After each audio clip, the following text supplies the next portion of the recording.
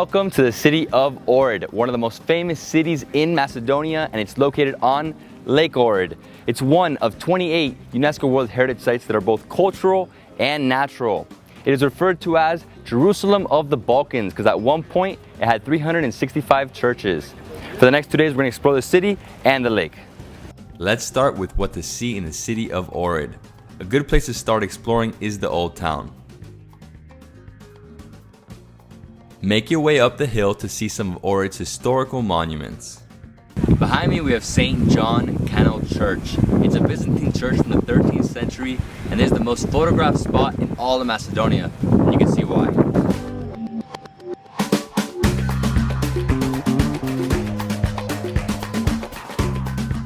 Another beautiful church to check out is St. Clement Church. Here's my guide Jivka with some background on St. Clement.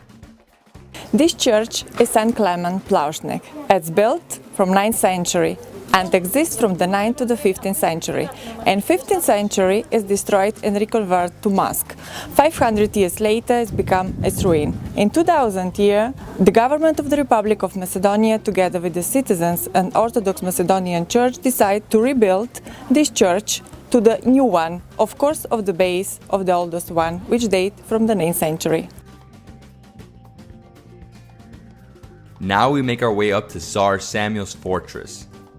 This is Samuil Fortress. It was built in the 10th century, and from here we have the most stunning views of Lake Ohrid and the town.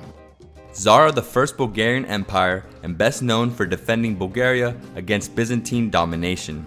He eventually moved the capital of the empire to Ohrid and built one of the greatest strongholds in the Balkans. Today the fortress is a great place for panoramic views of the lake and the city of Ohrid.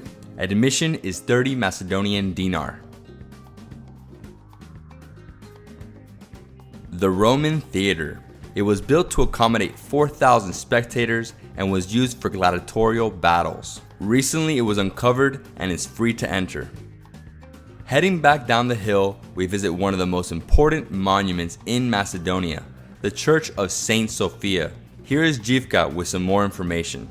We are at the front of the Cathedral Church St. Sophia. It's a beautiful architecture. It's built in the 10th century from the Talev. It's very good condition and beautiful fresco inside.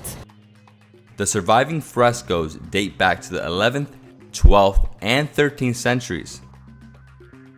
Now we head back to the main square of Ohrid to shop for Ohrid's famous pearls. I'm here with Clement Talev, and his family has been producing the Ohrid pearls for generations. Now, what is an Ohrid pearl? Basically, they buy the raw materials of the pearl from Australia, they bring it here. Then they get a fish from the lake that's like a sardine, a very small fish. They open its stomach, and there's two sides to the stomach, a white side and a silver side. They use the white side, they extract it and put it on the mother pearl. Then they use the silver side to polish it. And that's how we make the Ohrid pearls. And now it's time to go shopping. The Talev family workshop has been here since 1924.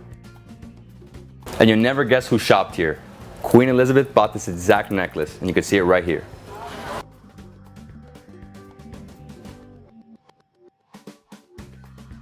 No visit to Ohrid is complete without first taking a boat ride on the lake. From here, you'll get magnificent views of the city and lakeshore.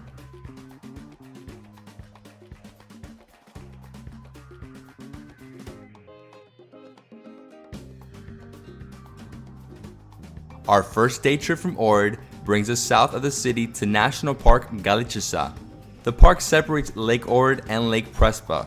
It's popular with hikers and nature lovers who want to enjoy clean, fresh air and stunning views of the lakes and towns below.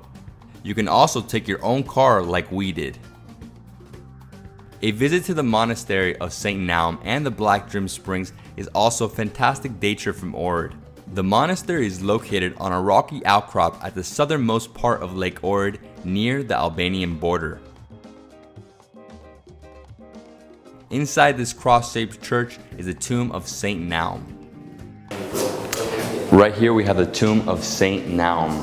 And legend has it that if you put your ear next to the tomb, you can hear his heartbeat. But you have to believe. Let's do it.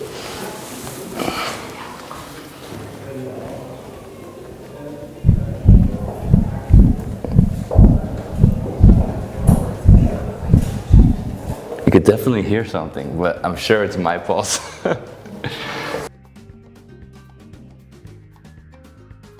When you're finishing the church, head down to the riverbank to hire a rowboat to take you to see the crystal clear springs of the Drim River.